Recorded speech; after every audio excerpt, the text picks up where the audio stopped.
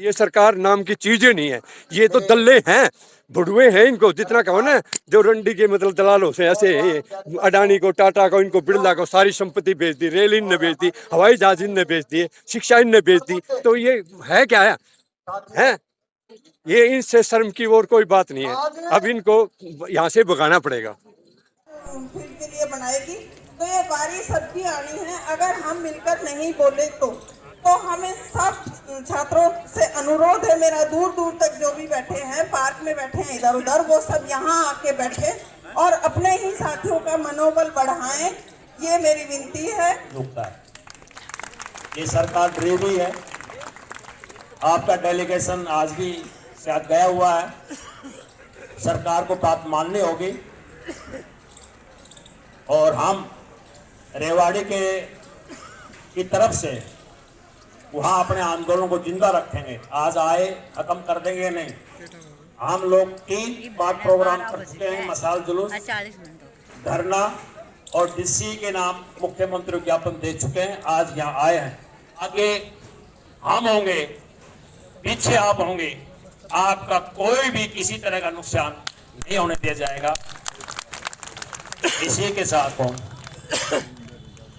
नमस्कार दर्शकों, स्वागत है आपका और मैं हूं प्रीति सिंगल। आज इस वक्त हम रोहतक पीजीआईएमएस में मौजूद हैं और आप देख सकते हो कि मेरे पीछे जो एमबीबीएस के छात्र हैं, जो भावी डॉक्टर हैं, वो धरने पर बैठे हैं। और ये धरने पर क्यों बैठे हैं? क्योंकि ये धरने पर इसलिए बैठे हैं क्योंकि सरकार ने इनका डॉक्टर बनने का जो सपना है वो मिट्टी में मिला दिया है। अब गरीब आदमी का बच्चा जो है डॉक्टर नहीं बन सकता और गरीब आदमी सालाना 10 लाख रुपए कहां से लाएगा? इसी के विरोध में जो सरकार की बोर्ड पॉलिसी है उन्हीं का विरोध करते हुए ये सभी जो भावी डॉक्टर हैं ये यहाँ पर धरने पर बैठे हैं। धरती पर भगवान का रूप माना जाता है डॉक्टर को और इसी भगवान के दूसरे रूप को सरकार ने दुखी कर दिया है। हम इसे जानना चाहेंगे, इसी बारे में हम चर्चा करेंगे। भावी डॉक्टर मेरे साथ मौजूद है। नमस्कार। नमस्कार। आप यहाँ पर धरने पर क्यों बैठे?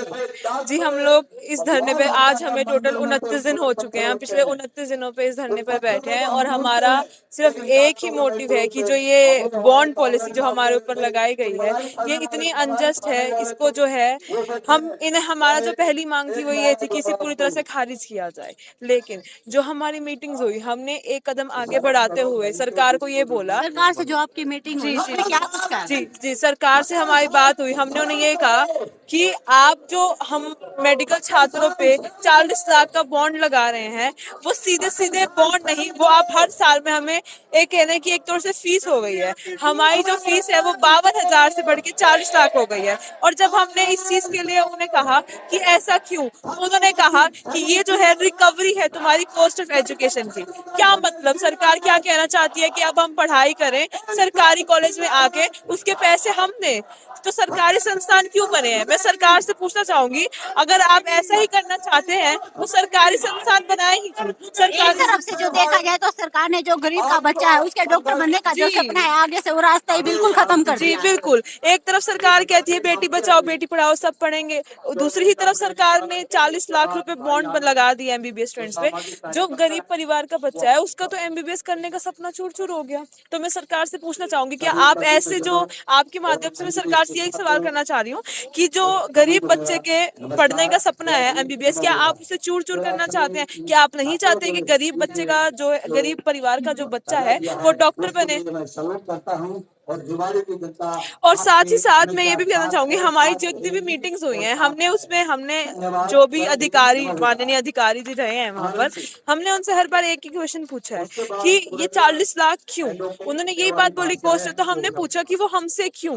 तो ये कि आपको ही देना पड़ेगा, हमें जो है मेडिकल कॉलेजेस बनाने हैं तो उसके लिए ये एक तरह से कॉस्ट ऑफ एजुकेशन है, एक तरह से हमें जो है पैसे की जरूरत है जो कि आप लोग ही देंगे। हम उनसे यही कहना चाह रहे हैं कि हमने उनसे सवाल किया कि क्या कभी ये बॉन्ड हम पर से हट जाएगा?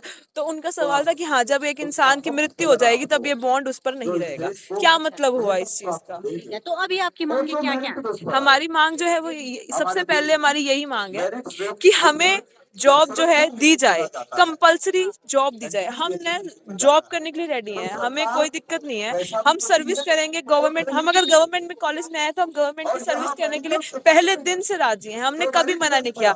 सरकार हमें जॉब तो दे।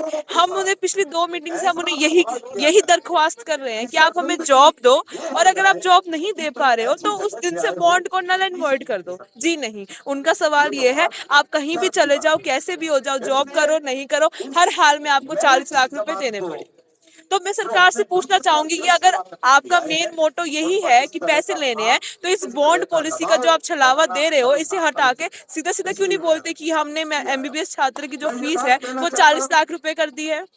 ऐसा क्यों नहीं बोल देते वो लोग हमें ये बोल रहे हैं कि बॉन्ड पॉलिसी लगाई जा रही है, इसलिए लगाई जा रही है कि जाके जो डॉक्टर्स हैं वो सेवा करें। लेकिन हमने तो मना किया ही नहीं है सेवा करने से। हमें बताएं हमने कब मना किया है? हम राजी हैं सेवा करने के लिए, पर भाई आप जॉब तो दो, और अगर नहीं दे पा रहे हो तो उस बॉन्ड को खारिज करो। फिर क्यों एक बच्चा पैसे दे?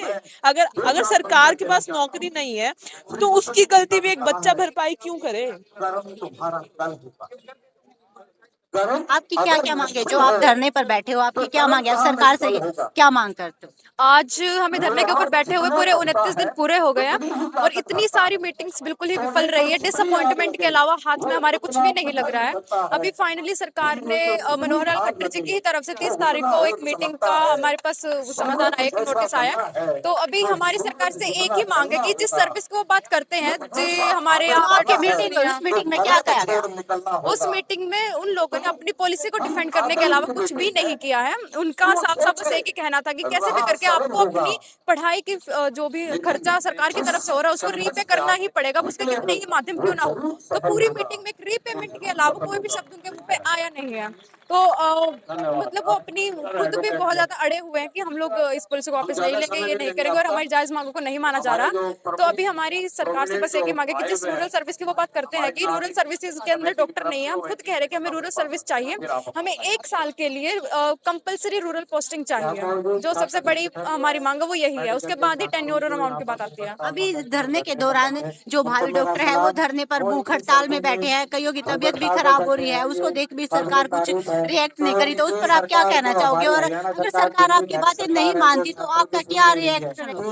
मैं सरकार से पूछना चाहती हूँ कि जो बच्चे 48 घंटे से भूखे प्यासे यहाँ पे बैठे हैं, ऑल्दो हम लोग ये चीज करने यहाँ पर नहीं आए थे, कोई हम प्रोफेशनल आंदोलनकारी नहीं है, उसके बाद भी हमें मजबूरन इतना यहाँ पे हड़ताल के ऊपर बैठना पड़ रहा है। बच्चों की तबीयत खराब हो रही है, उनको इमरजेंसी, इतनी गंभीर हालत में इमरजेंसी लेके जाया जा रहा है। क्या सरकार को इसके बाद भी हमारी दशा नहीं दिख रही, हमारा संघर्ष नहीं दिख रहा? हम जो सरकार से इतनी मांगे कर रहे हैं, सरकार को वो नहीं दिख रही। मैं सरकार से इस चीज का जवाब मांगना चाहती हूँ कि कब तक हमें ऐसे बैठकर अपनी जायज मांगों के लिए लड़ना पड़ेगा। और मैं सरकार को कह दूं कि जो कि हमारे पास इंडियन मेडिकल एसोसिएशन, AIDSO, ना जाने कितने सारे संगठनों का समर्थन हमारे साथ आ चुका है, तो आगे जाके हम कुछ भी बड़ा कर सकते हैं। और पैन हरियाणा से पैन इंडिया ये चीज बनने में बिल्कुल भी देर नहीं लगेगी अगर सरकार ने हमारी मांगे नहीं मानी। ऑल इंडिया कृषक खेत मजदूर संगठन जिला रोहतक से प्रधान धनराज।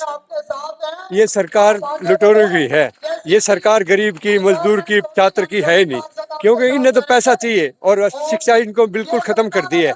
इतनी फीसें महंगी कर दी हैं, सब कुछ ये चाहती है बड़े बड़े कॉर्पोरेट घरानों को लिया हुआ इतनी फीस दे दे, और अभी ये 40 लाख दे दिया, अगले साल ये 5 साल बाद में आएंगे दूसरे, उनके लिए 1 करोड़ 2 करोड़ के करेंगे। ये नहीं चाहते कि मतलब गरीब का बच्चा पढ़ लिख के कोई डॉक्टर बन जाए, इंजीनियर बन जाए, कोई अच्छा इंसान बन जाए ना। इन्हें तो अपने मतलब ये अंग्रेजों से भी गई गुजरी सरकार है। ये मतलब किसान की फसल ये नहीं ले रहे हैं, और मतलब छात्रों को पढ़ाई के लिए स्कूल नहीं है, कॉलेज नहीं है, स्कूल बंद करते जा रहे हैं सरकारी स्कूल हैं, और प्राइवेटों को बढ़ावा दे रहे हैं सारी चीज़ों को मतलब उनके लिए करके। तो इससे मतलब ये नहीं समझना कि ये डॉक्टर अकेले बैठे हैं, ये सारा बुद्धिजीव जो है ना 90% जो खून पसीना करता है, मेहनत करता है, वो इनके साथ है। आज नहीं आए हम मतलब बयान देने आगे, दिखाने शकल आगे हैं, हमने शौक नहीं है मीडिया के आगे आने का, हमारी मजबूरी है। और आगे भी मतलब जब आएगा तो हम मतलब पूरी जान तक लगा देंगे हैं। और ये इन मतलब सारा देश है ना, एक मिनट जी, ये सरकार का औचित्य क्या है? इनने जब हुड्डा सरकार थी, इन्होंने 2003 में कह दिया कि आम नागरिक की पेंशन नहीं होगी, आप MP MLA पेंशन ले ना करें, इनको क्या अधिकार है? हमारे वोट से ही बने हैं, और मतलब उनकी पेंशन बंद कर दिया आम आदमी की। कौन है ये? हैं, ये तो अंग्रेजों से भी गए गुजरे हैं।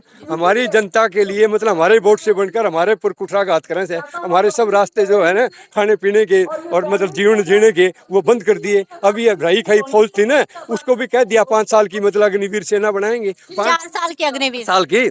और 4 साल में तो सिपाही ट्रेनिंग भी नहीं बढ़ता। मैं फौज का सिपाही हूँ, रिटायर हो रहा हूँ फौज से। 5 साल में तो उसको पता लगता है ट्रेनिंग कैसे चीज है, मतलब पूरी ट्रेनिंग आखिर जिंदगी तक सीखता रहता है। हैं, और ये खिलवाड़ कर रहे हैं। ये क्या करेंगे, ये अपना चमचे रखेंगे, जो वहां से धक्के आ जाएंगे ना, ये सड़कों पर नौजवान लूटेंगे, मारेंगे इनको हैं। और जो ये सरकार जो कहेगी ना MP MLA, वो हमारे तरफ इस्तेमाल करेंगे उनको, बंदूक की ट्रेनिंग उनको सिखा देंगे, इतना ये आ जाएगा और उसको निडर बना देंगे बीमारों।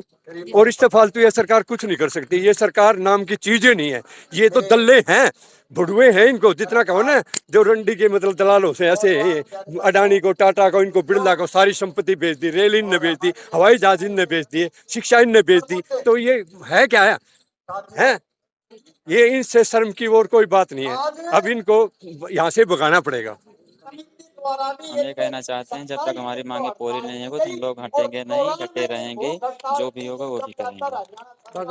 भगवान असल में कहते हैं, भगवान के बारे में माना जाता है वो जीवन देते हैं, बचाते हैं।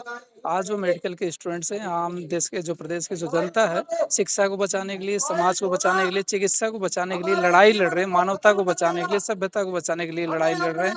इसीलिए आज जो डॉक्टर जो भगवान का दूसरा रूप माने जाते हैं, आज ये लोग इनका एक और रूप है कि शिक्षा को, समाज को और उस मानव सभ्यता को बचाने की लड़ाई लड़ रहे हैं।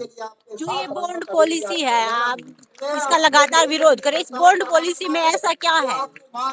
एक्चुअली बॉन्ड पॉलिसी, असल में बॉन्ड तो सरकार खुद भी करे कि बॉन्ड नहीं है, ये फीस हाइक है, फीस वृद्धि है। 40 लाख फीस वृद्धि, मतलब एक MBBS कोर्स की जो फीस पीछे 52,000 होती थी 2020 में, उसको उन्होंने 40 लाख रुपए कर दिया, 10 लाख पर ईयर। तो ये फीस वृद्धि है, जिससे शिक्षा, चिकित्सा का निजीकरण होगा, व्यवसायीकरण होगा।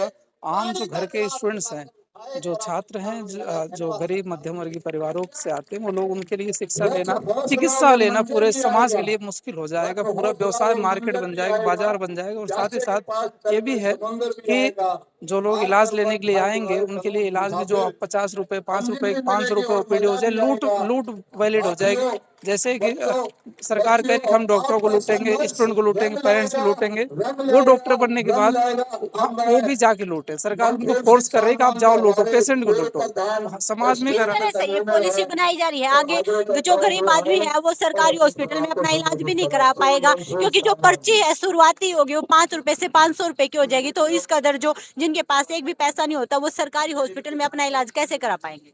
बिल्कुल, यही इसीलिए हम लोग कह रहे हैं कि हम लोग केवल अपने लिए, केवल शिक्षा को बचाने के लिए लड़ाई नहीं लड़ रहे, हम लोग चिकित्सा को बचाने के लिए लड़ाई लड़ रहे हैं। समाज की लड़ाई है, केवल हमारे नहीं। उसका नेतृत्व हम छात्र कर रहे हैं, सही बात है, लेकिन असल में ये इलाज को बचाने और सरकार की मंशा है पूरे जो मेडिकल एजुकेशन, मेडिकल जो फील्ड है, हेल्थ को कारपोरेटाइजेशन करना, इसका निगमीकरण करना। इसमें केवल और केवल जो पैसा है, ऊंचे जो बिल्डिंगों में बना के जो कारपोरेट हॉस्पिटल खोलेंगे, उन्हीं के मेडिकल कॉलेज होंगे, उन्हीं के लूट के लिए एक लेवल प्लेइंग फील्ड बनाना चाहते हैं उनकी। जैसे कि किसी चीज का अगर निजीकरण करना, पहले से उसको ऐसा महंगा ऐसे बना दो कि प्राइवेट जो ओनर आएंगे उनके लिए प्रॉफिट मेकिंग एक कंपनी की तरह बन जाए, प्रॉफिट मेकिंग व्यवसाय बन जाए, तब वो लोग इसमें इन्वेस्ट करेंगे। आपने देखा कि किस तरह से MBBS डॉक्टर जो है, भावी डॉक्टर है, यहाँ पर धरने पर बैठे हुए हैं। इन्होंने सरकार की जो पॉलिसियों का लगातार विरोध किया है, उनका निजीकरण किया जा रहा है। सरकार ने जो है उनके डॉक्टर बनने का सपना मिट्टी में मिला दिया है। इसी के विरोध में आज जो है भावी डॉक्टर धरने पर बैठे हैं। अगर सरकार की इसी तरह की गलत पॉलिसी आती रही तो जो एक गरीब आदमी है वो सरकारी हॉस्पिटल में अपना इलाज भी नहीं करा पाएगा। सरकार की जो पॉलिसी है, इन्होंने बताया कि अगर सरकार ने जल्दी ही कोई फैसला नहीं अपनाया तो ये किसी नए आंदोलन की रूपरेखा को तैयार करने का काम करेंगे। देखते रहिए PN मीडिया परिवर्तन।